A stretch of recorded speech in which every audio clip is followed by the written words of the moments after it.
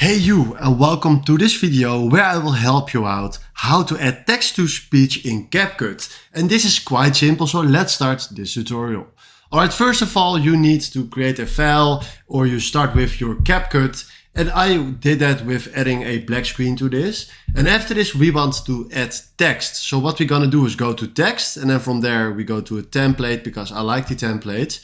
And then we will add the ABC template just right here. So if you can see it saying ABC.